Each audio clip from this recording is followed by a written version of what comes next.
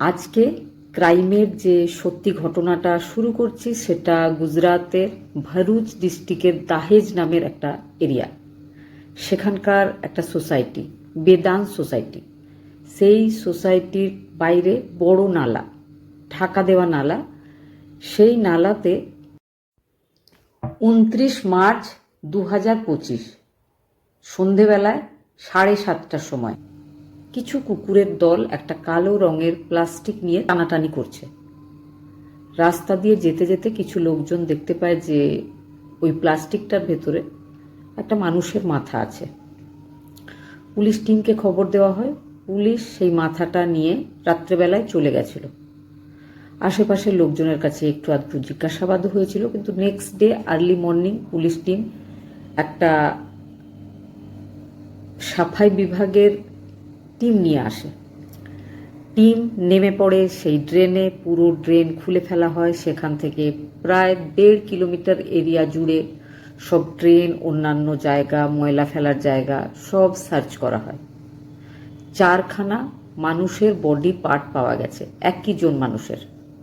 একটা ডান হাত পাওয়া গেছিল, শরীরের নিচের দিকের কিছু অংশ পাওয়া গেছিল, তবে পুরোপুরি শরীরের অংশগুলো পাওয়া যায়নি। পুলিশ এবার বুঝতে চাইছিল যে বডিটা কার। শরীরের অন্যান্য কোথাও থেকে কোনো ক্লু খুঁজে পাওয়া যায়নি। শুধু একটা ক্লু পুলিশ পেয়েছিল, যেটা হচ্ছে যার বডি এটা সে একজন পুরুষ, 30 থেকে 40-এর মধ্যে বয়স। একটা দাঁত যেটাতে ক্যাপ লাগানো আছে, ক্যাপ লাগানো একখানা দাঁত, রিসেন্ট ক্যাপটা লাগানো হয়েছে। পুলিশের মনে হয়েছিল এই ব্যাপারটাও কিন্তু এই মানুষটার পরিচয় জানার জন্য খুব একটা ভালো ক্লু হিসাবে কাজ করবে। কারণ যদি কোনো ভালো ডেন্টিস্টের কাছে যাওয়া হয় বা যখন কোনো ডিএনএ টেস্ট বা ফিঙ্গারপ্রিন্ট পাওয়া যায় না, সেই সময় দাঁতের যে স্ট্রাকচার হয়, সব মানুষদের দাঁতের স্ট্রাকচার আলাদা আলাদা হয়। আর দাঁতে যখন ক্যাপ পরানো হয় তখন প্রথমে এক্সরে করা হয়, তারপরে দাঁতের মেজারমেন্ট করা হয়। খুব ভালোভাবে মাপঝোপ করার পরেই কিন্তু দাঁতের ক্যাপটা রেডি করা হয়। সেই জন্য পুলিশ সমস্ত ডেন্টিস্টদের কাছে গিয়ে খবর নেবে মনে করেছিল যে যদি এই ভদ্রলোক যিনি মারা গেছেন তিনি এই আশেপাশের এলাকার কোনো ডেন্টিস্টের কাছে নিজের দাঁতটা তৈরি করে থাকেন, তাহলে সেখান থেকে তার পরিচয়, তার বিভিন্ন অ্যাড্রেস বা অন্যান্য রেকর্ডগুলো হয়তো পাওয়া যাবে। দ্বিতীয়ত, একটা ডান হাত পাওয়া গেছিল। হাতে কনুইয়ের নিচে একটা নাম লেখা ট্যাটু ছিল।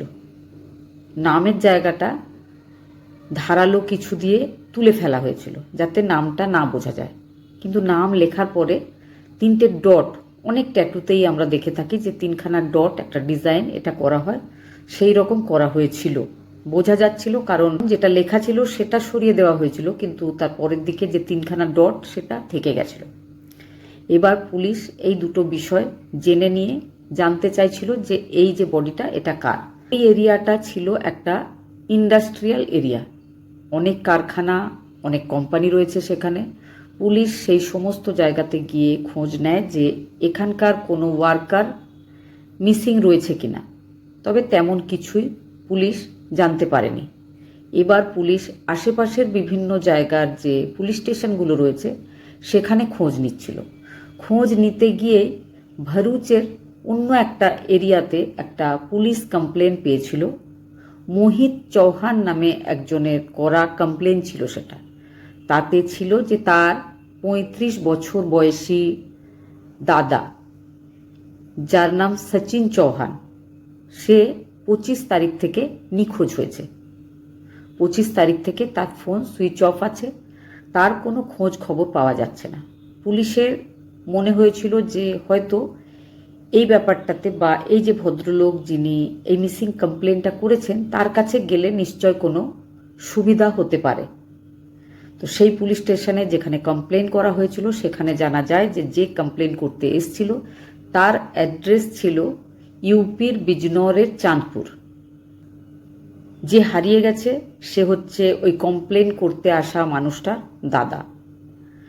যে হারিয়ে গেছে সে ওই এলাকার থেকে একটু দূরে ঘড়িধাম নামের একটা জায়গা, সেখানকার বাসিন্দা। পুলিশ গুজরাতের ঘাড়িধাম এলাকাতে যায়। সেখানে গিয়ে সেই মিসিং ব্যক্তির বাড়িতে গিয়ে দেখে সেখানে একটা তালাবন্ধ করা আছে তার ফ্ল্যাটে। আশেপাশের লোকজনের কাছে খোঁজ নেওয়া হয়, তারা বলে যে এরা ইউপি গেছে বিয়েতে। পুলিশ এবার অ্যাড্রেসটা নিয়ে ইউপির বিজনৌর ডিস্ট্রিক্টের চাঁদপুর নামের গ্রামে গিয়ে পৌঁছেছিল। সেখানে গিয়ে দেখা হয়েছিল সেই মিসিং ভদ্রলোকের ভাইয়ের সাথে আর তার স্ত্রীর সাথে।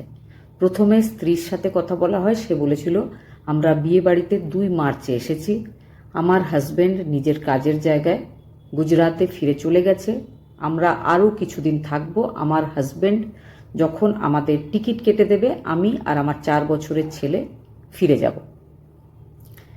এদিকে যে মিসিং মানুষটার ভাই, তাকে জিজ্ঞেস করা হয় তার ব্যাপারে, আর সেই নিহত ব্যক্তির ফটো দেখানো হয়। বিশেষ করে সেই যে ট্যাটু, হাতে 3টে ডট আঁকা ছিল, সেটা দেখালে ভাই আর স্ত্রী দুজনেই শনাক্ত করেছিল যে এটা তাদেরই বাড়ির মানুষ, যে মিসিং হয়ে গেছে সেই সচিন চৌহান। তার হাতেই সচিন লেখা একটা ট্যাটু ছিল, আর সচিনের পরে 3খানা ডট ছিল।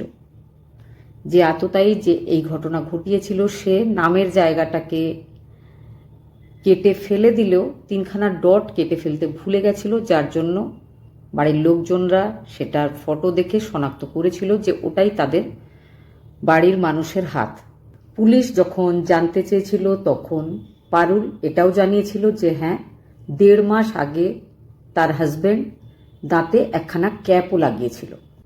এবার কিন্তু মিসিং কমপ্লেন নয়, এবার পুলিশ কাজ শুরু করেছিল মার্ডারের ওপর। যে মার্ডারটা হয়েছে সেটা সচিন চৌহানের। এবার সচিনের ভাইয়ের সাথে মানে মোহিতের সাথে কথা বলে পুলিশ। তার দাদার 25 মার্চ থেকে ফোন সুইচ অফ, কিন্তু সুইচ অফ হওয়ার আগে তার দাদার ফোন থেকে তার হোয়াটসঅ্যাপে একটা মেসেজ এসেছিল।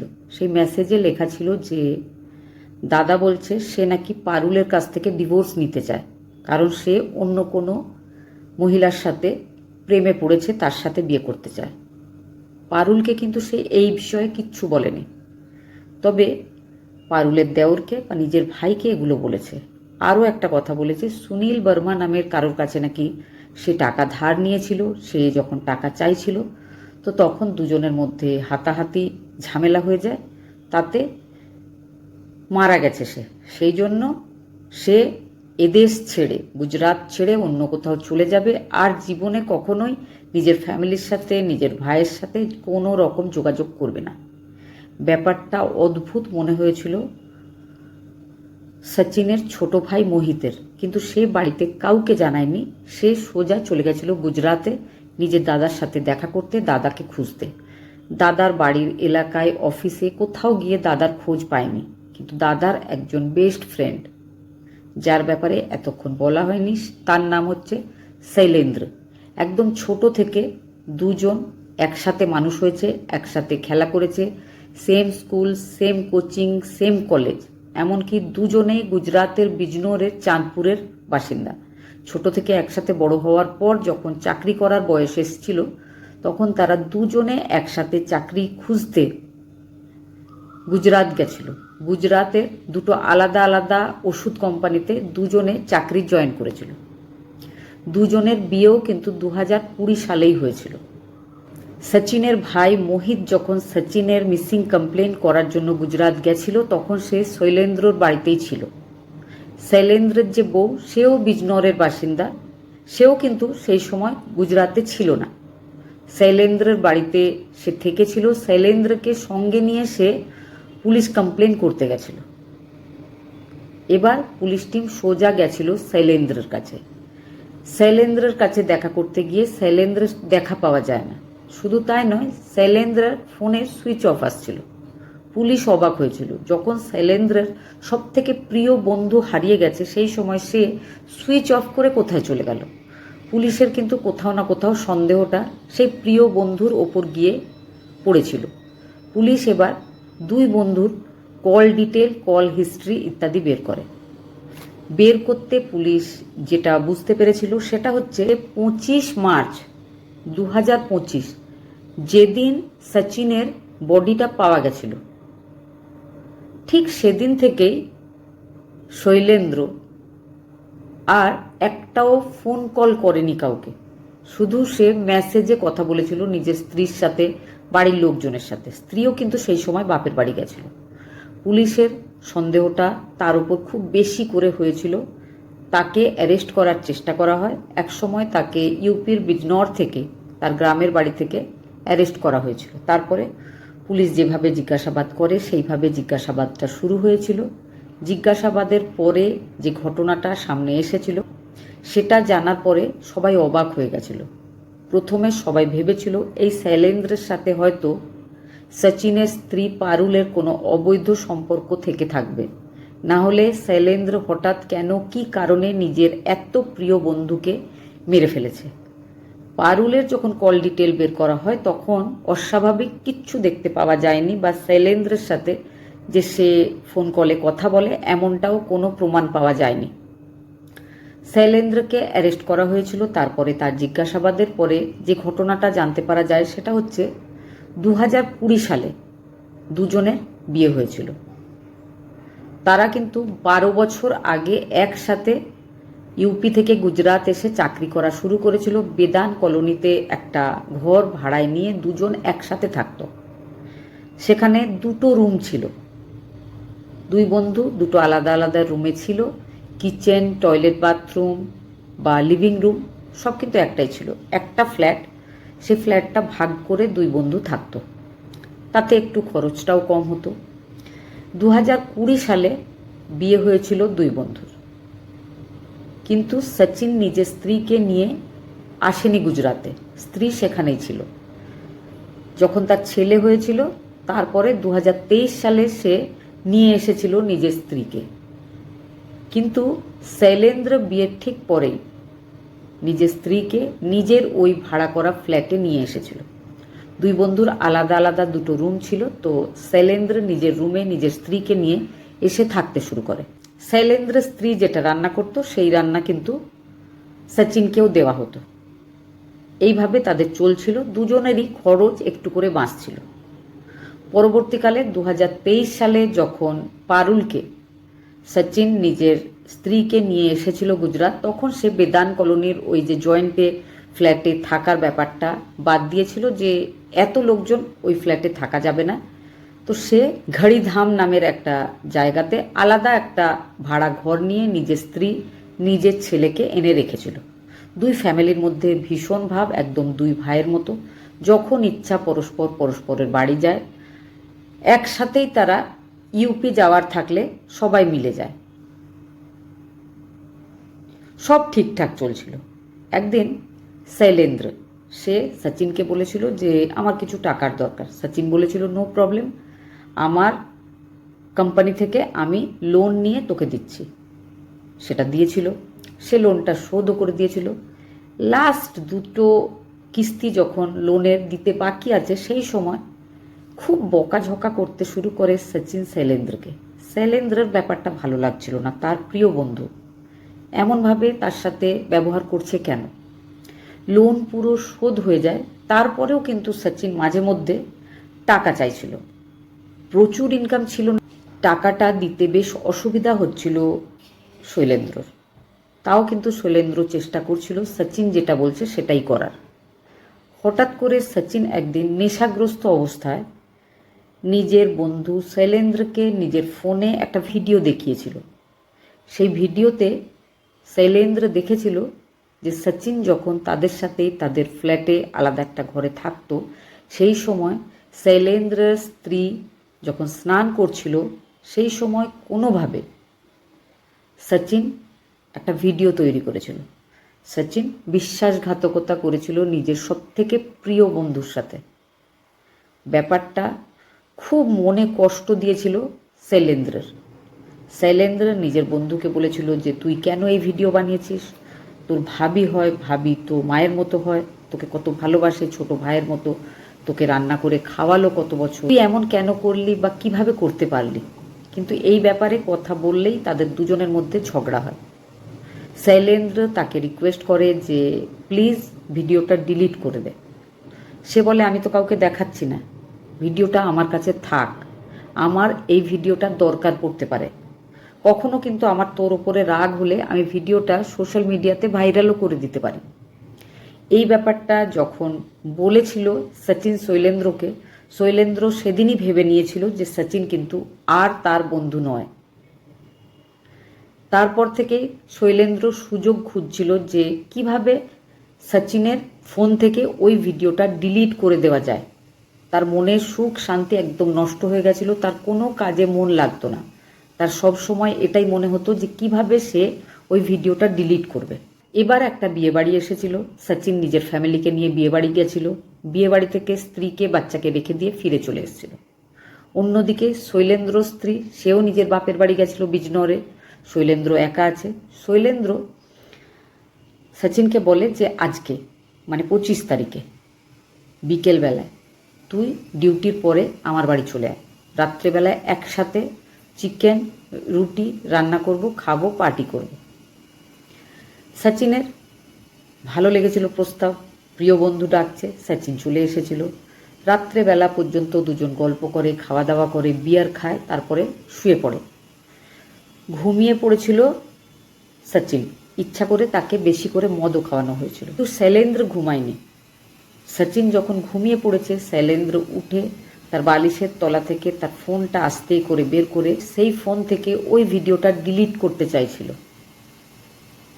শৈলেন্দ্র ভেবেছিল সচিনের প্রচুর নেশা হয়ে গেছে, কিন্তু সচিনের ততটা নেশা হয়নি। যখন ফিঙ্গারপ্রিন্ট দিয়ে তার ফোনটা খোলার চেষ্টা করেছিল শৈলেন্দ্র, সচিনের ঘুম ভেঙে যায়। সে রেগে তার উপর ঝাঁপিয়ে পড়ে, ফোনটা কেড়ে নেয়, বলে কখনো সে ওই ভিডিও ডিলিট করতে দেবে না। শৈলেন্দ্রের এতটাই রাগ হয় যে ডাইনিং টেবিলে পড়ে থাকা কিচেন নাইফ দিয়ে বারবার আঘাত করেছিল নিজের বন্ধুকে। যখন এই কাজটা তার করা হয়ে গেছিল, তখন তার মনে হয়েছিল যে সে ভুল করে ফেলেছে। এবার সে ঠিক করতে পারছিল না যে কি করা উচিত। নেক্সট ডে সকালবেলায় সে অফিস চলে যায়। ফিরে আসার সময় একটা কুড়ুল কিনে আনে, কুড়ুল দিয়ে বডিটাকে কাটতো রাত্রেবেলায়। দিনের বেলায় সে অফিসে যেত, সব লোকজনেদেরকে দেখাতো সব কিছু একদম নর্মাল আছে। শুধুমাত্র নিজের আত্মীয় বা স্ত্রীর কাছে ফোন কলে কথা বলতো না। ওই ঘটনা ঘটিয়ে ফেলার পর থেকে সে শুধু মেসেজে কথা বলতো, কারণ তার মনে হয়েছিল যে কলে কথা বললে পুলিশ তার লোকেশন ট্রেস করবে, অনেক কিছু ঝামেলায় সে পড়তে পারবে। সেই জন্য সে কলটাকে অ্যাভয়েড করছিল। সব ঠিকঠাক চলছিল। এদিকে সচিনের ভাই তার বাড়ি এসেছিল, দাদার বন্ধু, সেও ছোটবেলা থেকে সেই বন্ধুকে চেনে, তার বাড়িতে থেকেছিল। যখন ওই মোহিত চৌহান এসে শৈলেন্দ্রর বাড়িতে থেকেছিল, পুলিশ কমপ্লেন করেছিল, একটা রাত ঘুমিয়েছিল, তখনও কিন্তু ওই বাড়িতেই তার দাদার কাটা বডির অংশ কালো প্লাস্টিকে মুড়ে অন্য ঘরে খাটের তলায় রাখা ছিল। ধীরে ধীরে একটা একটা করে প্লাস্টিক দূরে দূরে গিয়ে ছড়িয়ে ফেলে এসেছিল শৈলেন্দ্র। শৈলেন্দ্র 9টা বডির টুকরো করেছিল, সেগুলো ফেলে এসেছিল। ফেলতে যাওয়ার সময় নিজের স্ত্রীর গাউন মাথায় ওড়না জড়িয়ে স্কুটি নিয়ে সে যেত, যাতে তাকে পরে সিসিটিভি ফুটেজে চেনা না যায়। সব রকম চালাকি, সব রকম চেষ্টা করার পরেও কিন্তু শেষ রক্ষা হয়নি, তাকে পুলিশের হাতে ধরা পড়তে হয়েছিল। এই ঘটনাতে দুটো ফ্যামিলি পুরোপুরি নষ্ট হয়ে গেল, একটা সচিনের ফ্যামিলি, একটা শৈলেন্দ্রর ফ্যামিলি। আর নষ্ট হলো বন্ধুর ওপরে করা অগাধ বিশ্বাস।